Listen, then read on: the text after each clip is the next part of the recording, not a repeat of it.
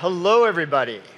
I am Tom LeBlanc. I am the Executive Director of NSCA, and it is an absolute thrill to be here in Sony's booth at Infocom 2022. So thank you all for attending. But I first want to say that I am the least important person on this panel. So let's quickly, I want to introduce our panelists, and then we're going to meet them a little bit further after that. So let's start with Robert Voitis from Matrix Video. Let's have a little round of applause for Robert. Gee, I don't think I deserve We it. have Heather Sedorwicz from Southtown Audio Video. We have Tim Rick from AVI SBL. Go. And we have David Ribery from Lightworks Communication Systems. So if I were you, I'd want to know a little bit about these folks that we're going to talk to. So why don't we start with that? I want to, starting with Robert, I want to quickly have you introduce yourself and talk a little bit about what the nature of your company is, the size, the markets you serve, that sort of thing. Okay. So Robert from Matrix Video Communications out of Calgary, Alberta. We started 28 years ago in our production and broadcast integrations, and then evolved to audiovisual, obviously. 13 locations across Canada, just over 100 employees. We serve still broadcast, corporate, healthcare, government, entertainment, hockey arenas, you name it, we do it, right? So yeah, one of the largest integrators in Canada. Okay. All right. Thank you, Robert. And Heather, tell us a little bit about you and your company. So, hello everybody, thank you. My name is Heather Sedorwicz. I own Southtown Audio Video. I'm representing the smaller of the AV companies, I think, up here today. We have one location. We're located just outside of Buffalo, New York. We serve education, corporate, some immersive technologies, and we still have a tiny little slice of residential. All right, thank you, Heather. Now, Tim, you work for a company called AVI SBL. Tell us a little Nobody's bit ever about heard that. of it. Right, well, first I have to say, I was actually born in North Tonawanda. No way! Yeah, so strange coincidence that you said that, so nice connection Yeah. there. But AVI SPL, we have locations throughout the world. We focus on being a service provider for digital enablement solutions, and we've got about 3,500 employees. Excellent. Thank you, Tim. And David, can you give the audience a little bit about yourself? All right, well, I'm Dave Ribery. I'm the owner of Lightworks Communication Systems. We're just celebrated our 25-year anniversary in business. We're a West Coast integrator, so kind of a regional player. And I would say we're not too small, not too big. We're kind of in that Goldilocks. We think we're just right, mid-sized integrator. Excellent. Thank you. Thank you to everybody for joining us. So, as I said, I'm with NSCA. So NSCA is a trade association, and what we do as a trade association is a little bit different than what Avixa does. We focus very much on the business end of running an integration company. So we try to provide resources to help people, overcome obstacles in, running an integration company. It's a very unique industry, and we try to provide unique solutions. But to do that, what we do is very frequently, we ask our membership, what are your biggest business challenges? And then we try to build resources around those business challenges. So I thought that's a good way to kick off this panel, to kind of talk to these folks about what are their biggest business challenges that they're experiencing right now at kind of approaching the midpoint of 2022. And I bet they have a lot of commonalities in those challenges. Robert, do you want to start with you? What are some of the biggest challenges that you're experiencing? So are we going to talk about deliveries? or are we just going to skip it, right? To be honest, I think we're all facing, those kind of challenges. Labor cost increases, deliveries, which, we're looking for a new acronym for ETA.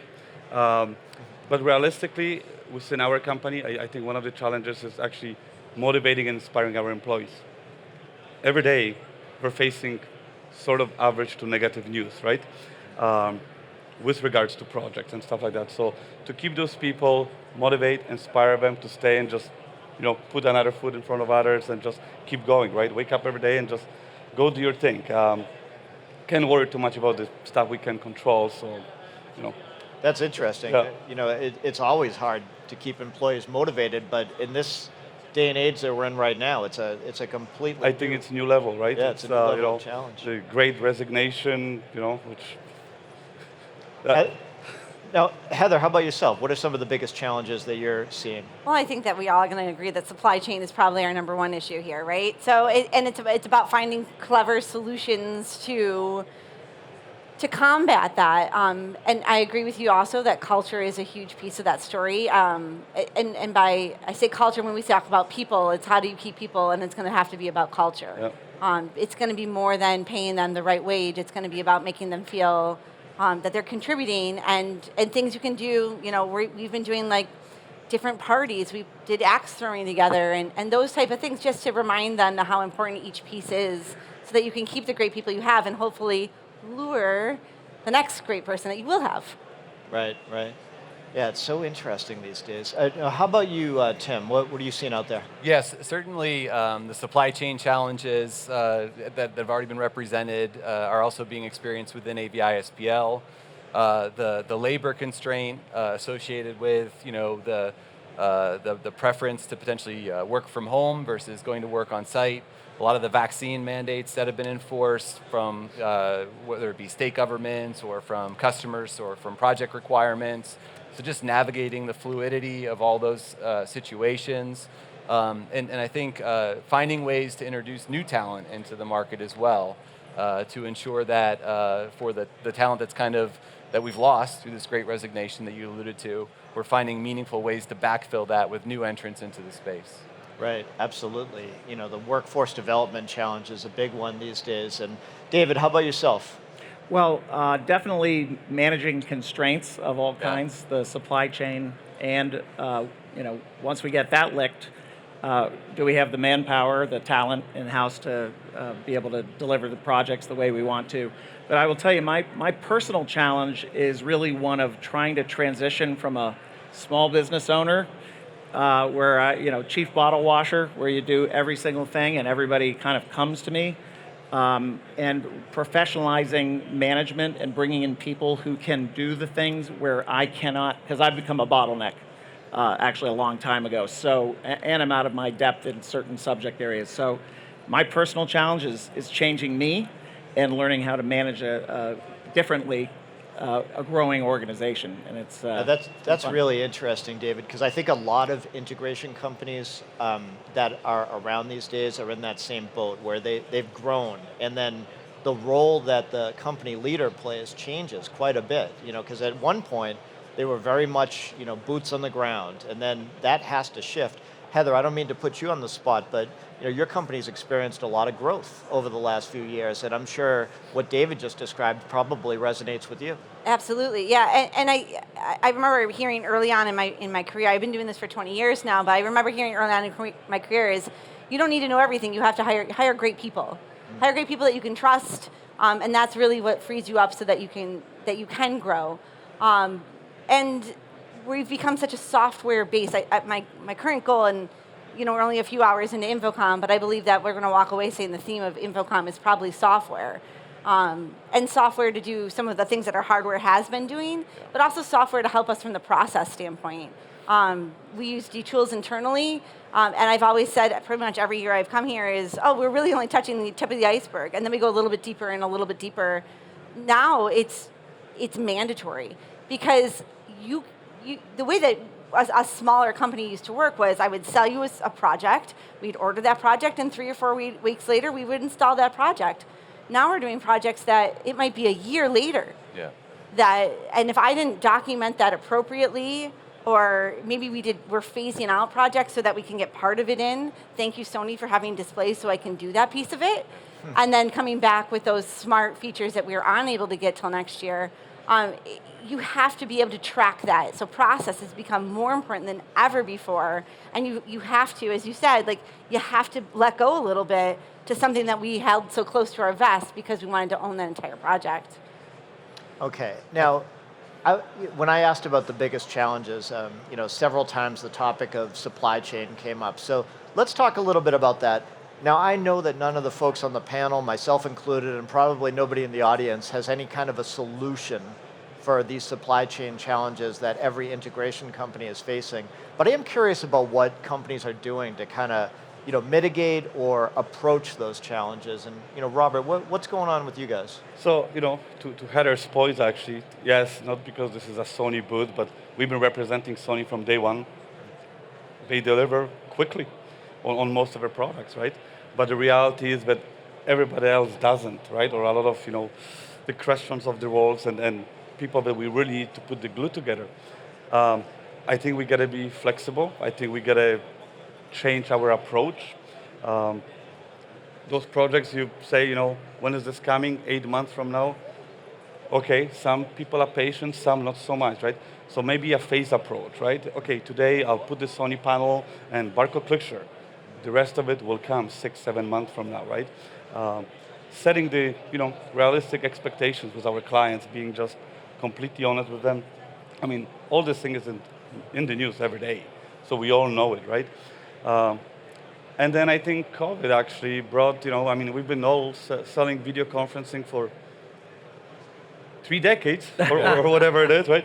But COVID brought video everywhere, right? And Tom, if you would ask, tell me 3 years ago that we would do millions of dollars with Logitech, I would say we don't sell that much, C1 920 cameras or whatever.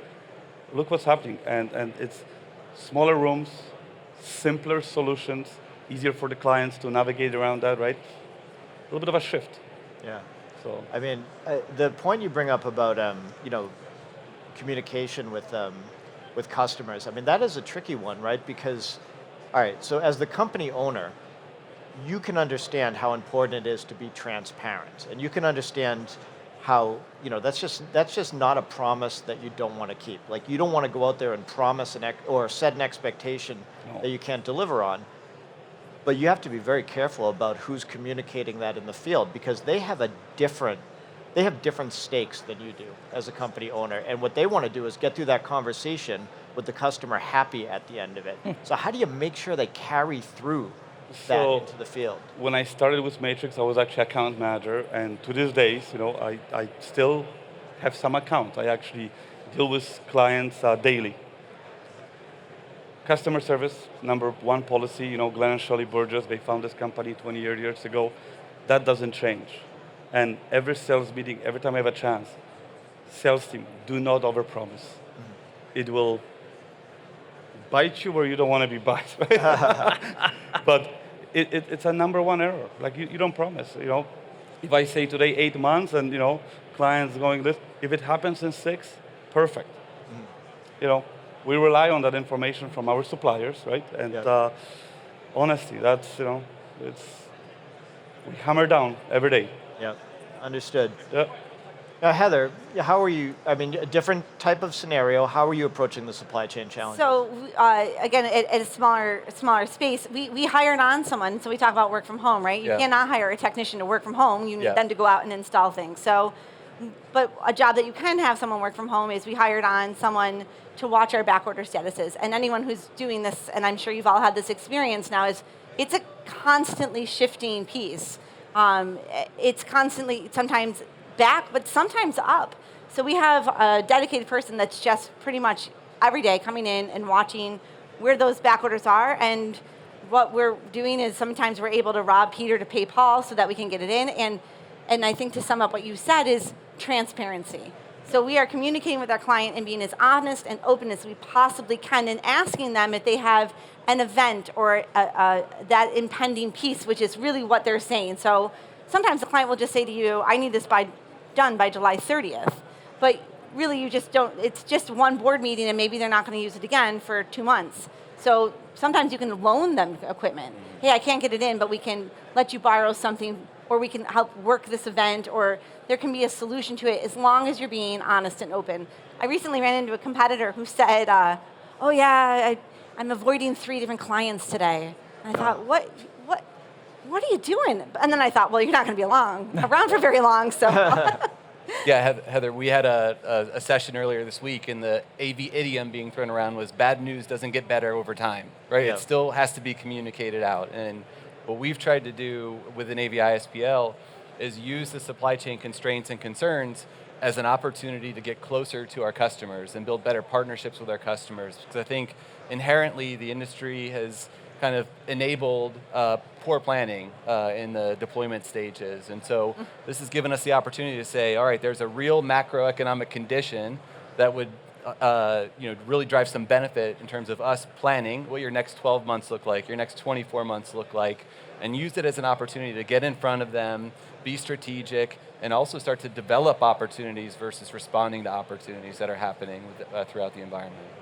Excellent. I think just one other piece to that would be starting to think about designing for like room functionality versus the pieces and parts that go in the room, so that you can secure the room functionality regardless of what actually comprises that functionality.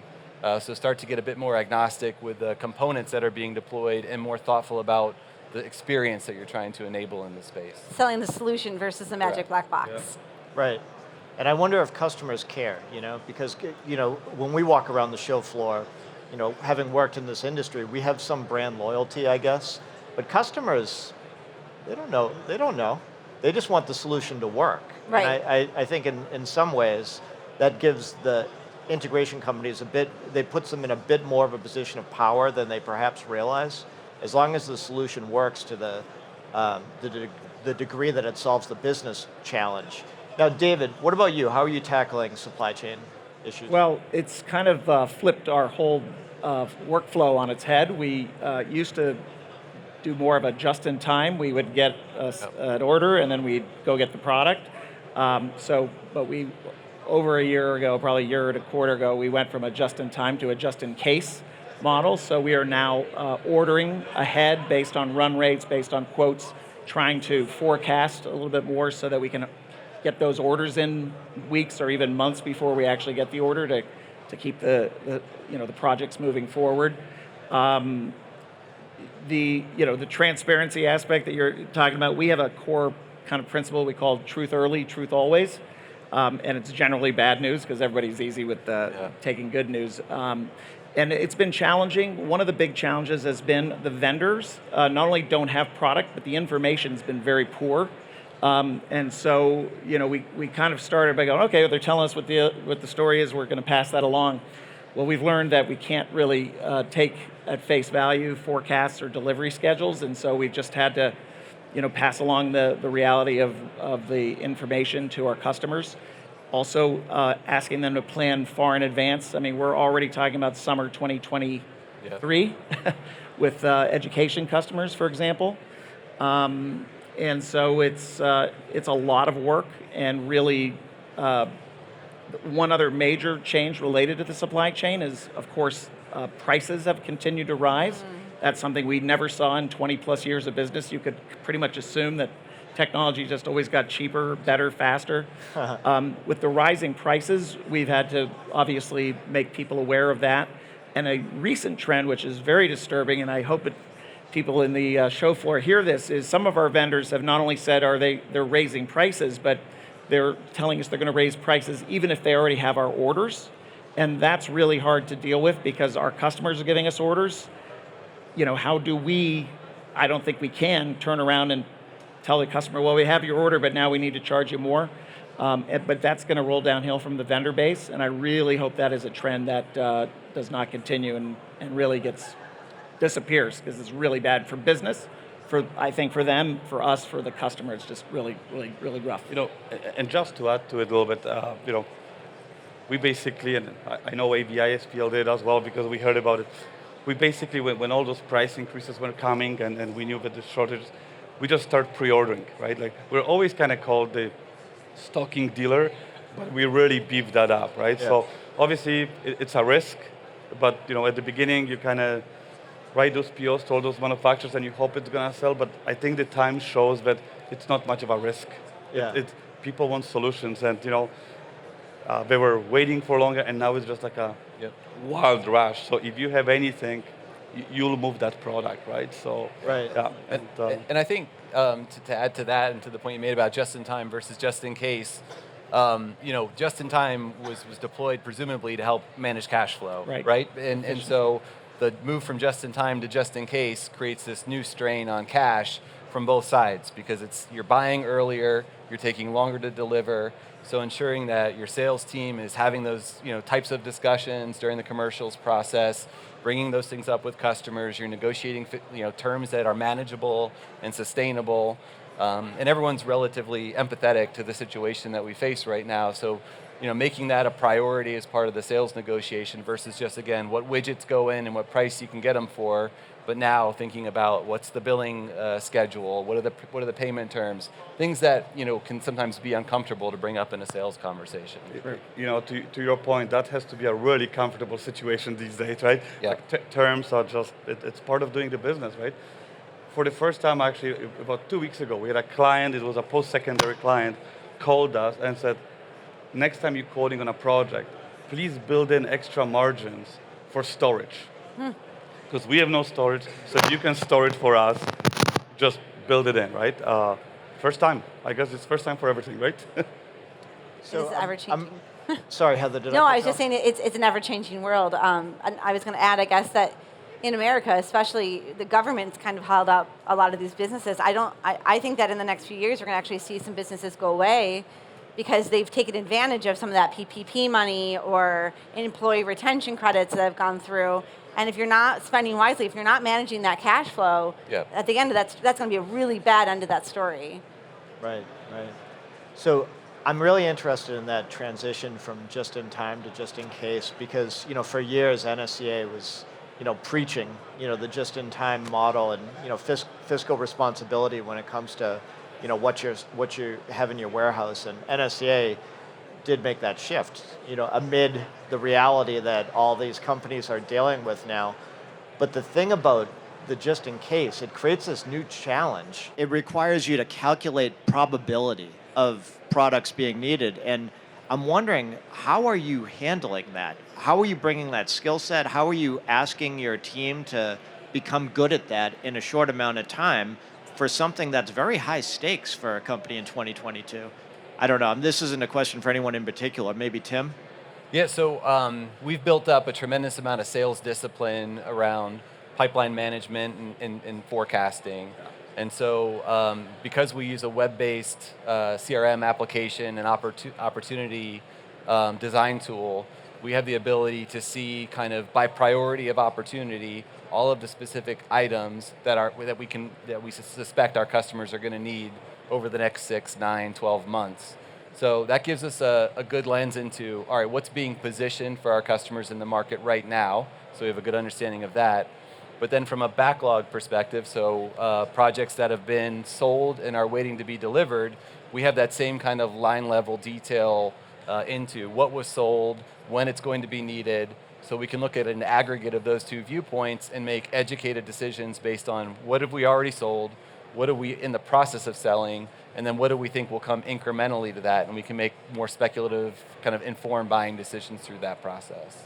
Yeah, it's good you're in Vegas because that's a gamble in itself, right? Because you're with the technology changes at such a rapid pace that you have to be very good at that. That's impressive. Yeah, and you don't want to get stuck with some of it. No, I know, right? And it's interesting because AVI-SPL has a bit of a different perspective on the market than a lot of the integration companies out there, and it's a very professional approach that you described, Tim. And David, you talked about your company as being kind of like a Goldilocks, not too big, not too small. How are you approaching that? Because you brought it up. You brought up the just-in-case scenario. Yeah, information is something that's a currency, and that's really something that we've been working on continuously. I would guess we're not as far along as this organization is because we don't have dedicated programmers, custom applications, but we spend a lot of time trying to understand how we can make use of the data that we have and turn it into information. So we are doing many of those things, probably not all of them. The other thing that I think has been a big help for us and has been really a multi-year effort is a little bit around standardization. We don't really try to be all things to all people. One of the things that we really hated was we're selling the same solution from a number of different vendors. Sometimes it was literally the same part, but different part numbers. So something we did a few years ago is we centralized our engineering, and we were able to kind of decide what we think are best-in-class solutions. And continually work with those fewer key brands than trying to be buddies with every brand we can possibly get, or letting the salespeople specify products that we may not have a relationship with. And I think that's really helped quite a bit, because it's a smaller vendor set than we need to work more closely with, because we've narrowed the focus in many things in our business, but certainly in the solutions that, and how we put them together, how we offer them. Okay. And to your point, I think that also creates all that loyalty, right? It goes beyond technology, really. So yeah, sure, forecasting and all that. But when you have those pieces, it's you always think that you buy something and it's a first come, first serve approach. It's not, right? It's allocations now. So when you have those relationships with selected group, you're more important to them, your clients are important to you, and it just trickles through, right? So. Okay. Now, I know we're talking an awful lot about the supply chain, but there's a good reason for that, right? It's a big topic of conversation at this product-focused event. One other thing I wanted to bring up in regards to how integration companies are tackling these supply chain challenges is language and contracts, right? I'm curious about, folks on the panel here, if you're doing things differently in your contracts that you'd like to convey. And, one of the things that NSCA has really preached is incorporating what we call force majeure language into contracts. So you do have an exit clause if this happens. A good example would be, like you're running an event, like this event, and say there's a natural disaster that makes the event impossible to conduct. Force majeure language provides a clause where you're able to walk away from it. That's a disaster, but in the context of an integration project, there are things that happen that make the project impossible to execute. So I'm curious if anybody wants to share any language or anything that they do in contracts now that's different than what they used to do. I don't know, David? Well, I think that one of the keys is whose contract you get to use. So we have our own terms and conditions, and when we work directly with our clients, in probably the vast majority of cases, they're happy to kind of sign our paperwork. One of the circumstances where that is not the case is if we are dealing as a sub of a general contractor or a sub of a sub, and now you're signing their language. Generally, it's written to the benefit of those folks, not to our benefit. Quite frankly, we have stepped back from doing that kind of work in the last year. We're not to give my hand away too much to our competitors, but we're not doing bid work. We are doing design build work where we go out and work closely with the client and come to an agreement on how this is going to go. Of course, that's incorporated in the language, but really the way we're choosing to work and not being in this contractually driven relationship with other entities besides us and the end user, I think has been a big benefit to that to us. Okay. Anybody else want to weigh in with what you're seeing in your contracts? Well, I think to David's point, usually, we used to be purely design build company, but then as we start growing, we got to start answering some of those bids, right? And I think those conditions, they're fairly straightforward. I think everybody comes to agreement pretty quick.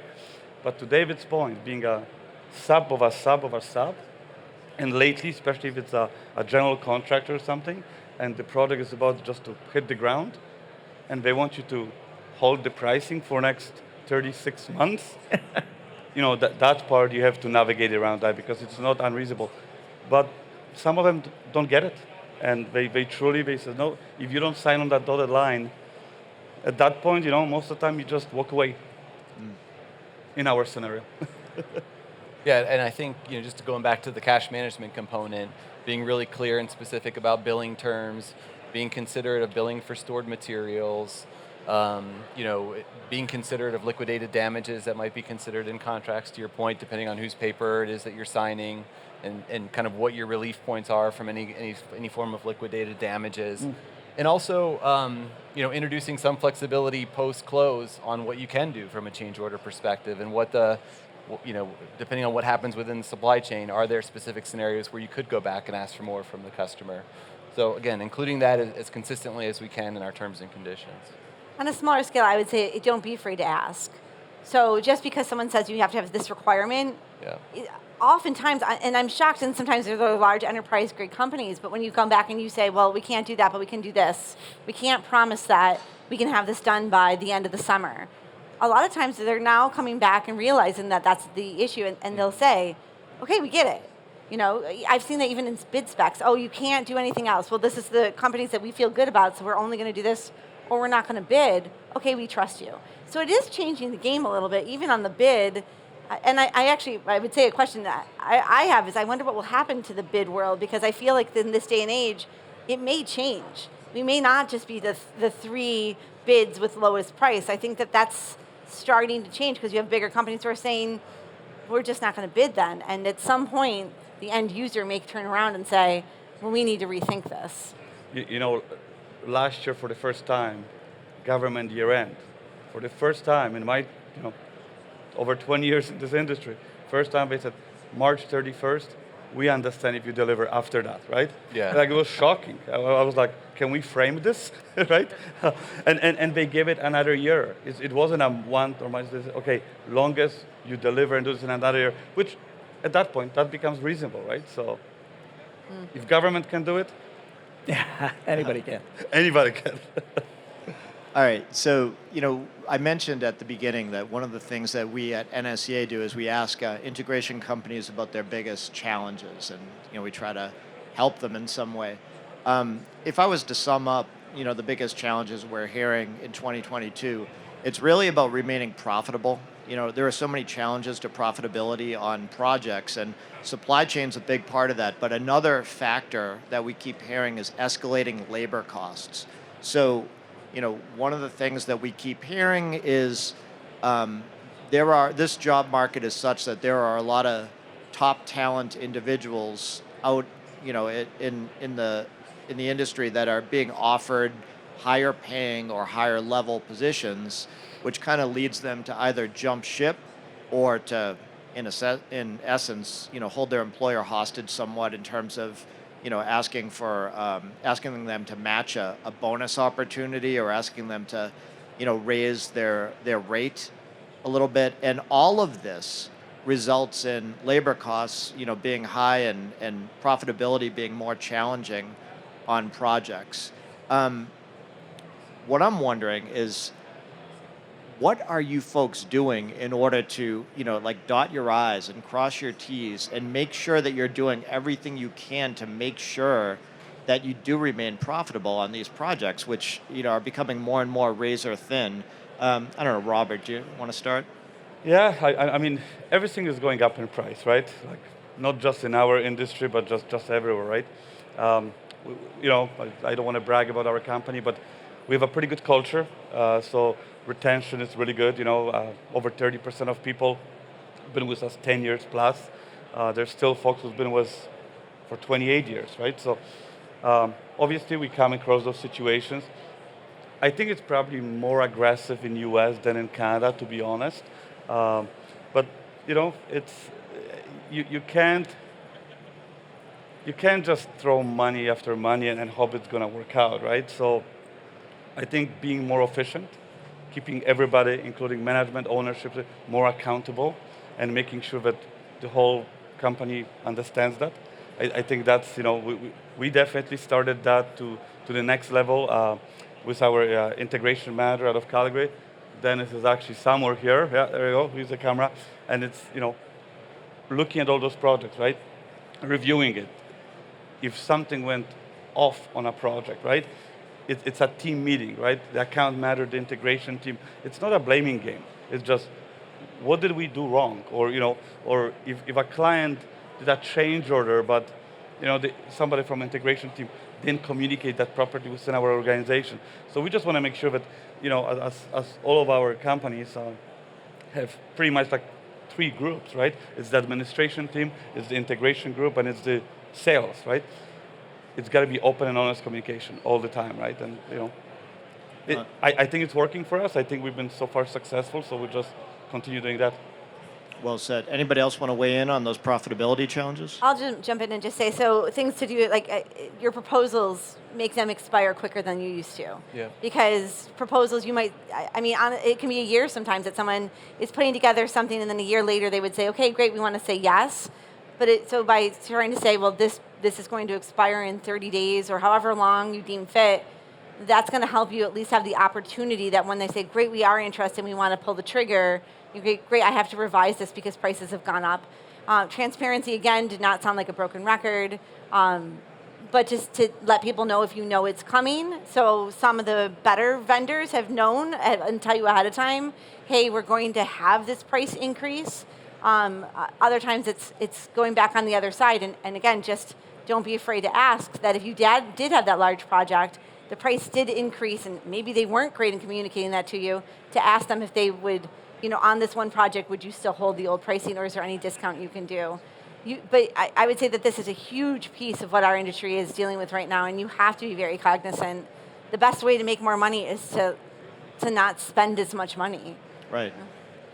We also, I think, to the theme of being more selective with the opportunities that we pursue. We've established kind of by job value cohort, different margin expectations that we want our salespeople to go out and achieve. And then we are very specific about measuring margin realization or price realization and understanding which markets are doing better than others at selling at our expected margin profile. So ensuring we're disciplined on what's coming into the backlog, and then also from a delivery perspective, measuring sold versus executed performance. So understanding kind of where the leaks are coming in backlog fulfillment. So tactically, those are some of the things that we focus on. But maybe more broadly, focusing on diversifying our business as well. So getting into prioritizing managed services and expanding our service catalog, so that we're able to kind of sell higher margin through differentiation. We're able to sell recurring revenue that makes us a bit stickier within customer relationships. So getting really more focused there. And then starting to use some of that customer loyalty that we generate through selling those stickier products and applications into expanding wallet share with customers. And finding new avenues to bring AV ISPL within a customer relationship, so that we can continue to expand and monetize, our efforts together. Okay. How about you, David? Well, I think the increased cost for talent is a major issue. We ourselves, candidly, during the pandemic, we were not giving increases, right? And so we had technicians who were well compensated, but they hadn't had a look in several years. So we actually went out and benchmarked. There's a service you can pay for that tells you what every job category and every geography, what the 25th, 50th, and 75th percentile would pay, not unlike the NSCA report. And we had to make sure that we were not underpaying people, because we're nothing without our people. I mean, really, it's all brain power and elbow grease. So, I will tell you candidly, we had technicians who had increases on the order of 25% in pay. And as we're looking to recruit, because we're growing, we're seeing the going rate for bringing talent in continues to increase. And so, there's really only two ways to go. You can either try to be the low-cost provider. We're not going to be. We're based in major metros, Los Angeles and Bay Area, for example. Or you can be as differentiated and really be selling a quality product. And so that feels a lot better, and I think quality will always succeed over a low price. So, call it best value. And so we are really, saying if we're going to have to pay this, that's going to have to be reflected in our prices. And to the extent that we have customers who value that, those are the customers we serve. And if there's customers that, for whatever government mandate or some otherwise, just don't have the ability to go above, the low-cost provider, that's just not going to be in our customer base. So we're really having to address the reality of what talent costs these days, and we'd rather have great people doing great work than okay people doing okay work. And really, to the efficiency piece, you got to be careful when you look at what you're paying per hour, because a high quality tech who maybe gets paid 20, 30% more, but if they do double the work, you're ahead. Right. So that's the value that we're trying to get on the talent side, and have that be reflected in what we deliver to our customers. Well, I want to talk more about the talent side. So the other part of these escalating labor costs is, if you're losing these top employees, they're jumping ship, they're going to another company. Another way to mitigate that is to keep bringing in new talent and raising them up through the ranks. But that's always been a challenge for this industry since I've been involved in this industry. And it's even more of a challenge these days. One thing that NSCA has been talking about a lot when it comes to workforce development in this industry is that we kind of exist in a bubble, right? So what I mean by that is, everybody walking around here, we work in this industry and we know about how dynamic it can be. We know about the business challenges that these companies solve, and we know about how exciting and rewarding career opportunities can be in this industry. But if you go outside this industry and you talk to somebody, in your regular life, you talk to one of your kids' soccer teammates' parents about what you do for a living, they usually don't know what the heck you're talking about. They don't know what this industry is. And that's a problem. We exist in a bubble. And if you are not in this bubble, you don't have any reason to pursue a career in this industry because you don't know it exists. And that poses a big challenge when it comes to recruiting in this industry. So, David, you mentioned how important it is to, continue to recruit in that top talent. I just wanted to kind of throw it out there to the panel. Are you doing anything unique when it comes to finding new talent and bringing folks in? I can talk a little bit about what NSCA offers, but I'm curious about Robert, what are you guys doing? Obviously we're using all the regular tools, right? Advertising on LinkedIn, hiring headhunters to find the talent. But realistically, to your point, very mixed results, right? Yeah. Our industry, I feel it's a bubble, I stopped using this when somebody asks me what I do for a job. I stopped saying that we do audiovisual integration because I just get this blank look and then they say, so you are an electrician. And so it's word of mouth. We've been most successful actually with the word of mouth approach, and we're much smaller than AVI SPL, but that's how we look at talent, right? We sell our culture, our company, and we're a part of PSNI. We're anti-poaching, so we can't do that. But I think that's how you have to do it, right? Especially sales are probably easier. Administration's team a little bit easier, still challenging. It's the integration group, right? It's that brain power and the elbow grease, right? Like we don't teach this. We don't. In Canada actually, we used to get technicians from broadcast programs, right? Those programs are disappearing, right? So it's like okay, so lately, literally there was quite a few electricians that I guess maybe got not as happy with per project, and then we're off for a few months. They wanted something better stability. So that's what our industry I think offers. Is just now they gotta learn new skills of set, and some guys have it, some don't, right? But yeah.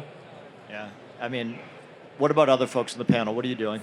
So I think it depends on who you're looking for, first of all. So a lot of being a female owner, I hear a lot of how do we get more females in the business? And my answer to that is always hire them, right? It's not that crazy, and they don't have to come from the industry. If you know someone out there, and it could be a great waitress, it could be someone that you know when someone has it and you can teach it. It's not rocket science. That you can bring people into the industry. That's one avenue. On the other side, what we found is like parallel-like businesses. So we've done really well in finding people from professional theater. I don't know if I wanted to tell that secret out loud. I kind of thought about that before I said it, but now I've said it. Taking notes. Yeah, right? So people, because they were the people who are working nights and weekends and traveling, and now you can offer them more of a 9-to-5 job. It does have some connections into what we do, and then you can kind of teach the rest from there. So those are kind of been two different successful avenues that are atypical to, I think, the way the others are, going out there to look for people. Okay. How does AVI SPL bring in new talent? I think building off of one of the topics that you mentioned around diversity, AVI SPL invested pretty heavily in diversity, equity, and inclusivity about 18 months ago, and we established 3 employee resource groups that really helped us start to better engage with and better understand different segments of our employee population and understand what makes it compelling for those specific employee segments to work at AVI-SPL or what maybe keeps them away from working at AVI-SPL. So we've since expanded that to include additional ERGs so that we can, again, just continue to understand different demographics and different categories of our workforce and try to unlock access to more people in those specific categories. So that's a big area. I think the culture building is another area, ensuring that we're making AVI-SPL a destination culture versus a place that people are running away from, and trying to just make sure we're keeping the talent that we have. Yeah. Go ahead, David. Yeah, I'd say in the technical front, which is really kind of the pinch point, I think, most of all, we stepped back and we said, look, let's talk about career progression and career development for people. So we have levels of proficiency, and so we're hiring at all levels with the hope, of course, to bring people up to the next level, because it's those lead systems techs who are almost priceless. Yeah. And there's just not enough of them, as you know. Yeah. So I would also say we're just always looking. I was on my flight here this morning, and I met a lady who was friendly, and she said she was in HR. I said, oh, we're looking for an HR person. We exchanged cards. She said, I'm not looking, but I have a lot of network friends who might be, so I'm always looking. And I also want to say we have some people in our company that are also always looking. There are especially mid-level technical leadership in my company. We have a gentleman who was working at Walmart, and my guys met him because they went in there to, I don't know what they were doing in there, but maybe buying them. We don't buy our parts from Walmart. But they're like, this guy's special. We hired him, junior guy, and he has grown all the way up now to be a lead system tech because he was the right stuff. He didn't have the experience, but he had the attitude and the aptitude. And so I think we're all just going to have to train people up more, and, because we just can't find enough talent at the experienced level for the amount of business that's come out. One other thing I want to say about just the industry. So I had ran into a colleague of mine who I hadn't seen in a few years at a dinner a couple weeks ago. He said, so how's the stereo business? I'm like, oh my God, dude, I'm not a home theater, stereo guy.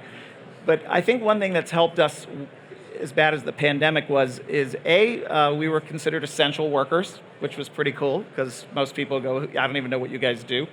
And the second thing is the ubiquity of Zoom and video conferencing.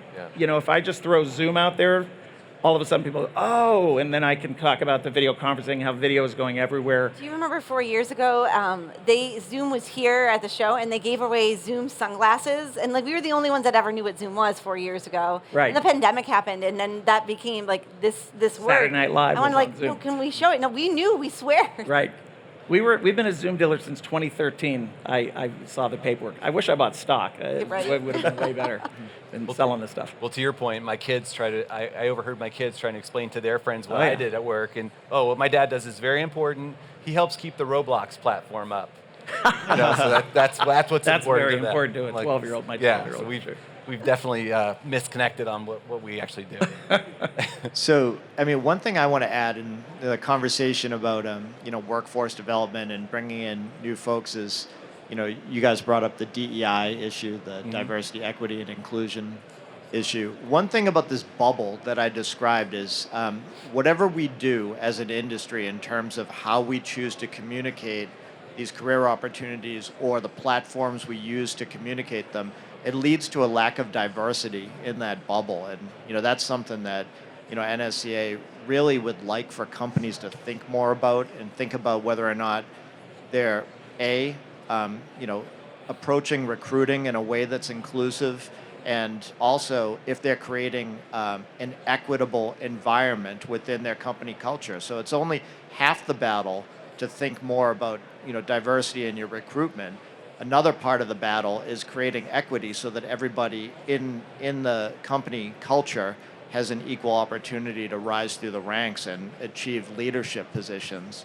So NSCA is, we have our NSCA DEI Action Council that's very focused on having these conversations with NSCA integration company members And also, much like AVI-SPL, working with an outside consultant that helps to provide a system of checks and balances for NSCA member companies that probably can't hire like a chief diversity officer or something like that, like a Google or company like that has the budget to do.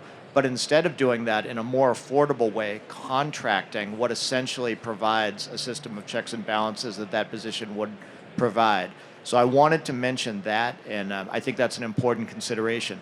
We're running out of time, but there's one question I want to quickly kind of do a round robin with the panel about. Okay, so we're talking about, what can integration companies do to think forward about their business? Well, here we are at a trade show, a very product and solutions-centric trade show. What are some things that companies ought to be looking at and thinking about while walking around the show floor, or things that you may have seen already that you think can play into a significant forward-thinking business model for integration companies going forward? Robert, anything come to mind? Well, I'm going to trust Heather and say software. You can all thank me later. No, but it's a good question, because this morning, as we were actually touring the Sony booth, we have a lot of clients here with us, and that was their number one question. What should I be looking for, right?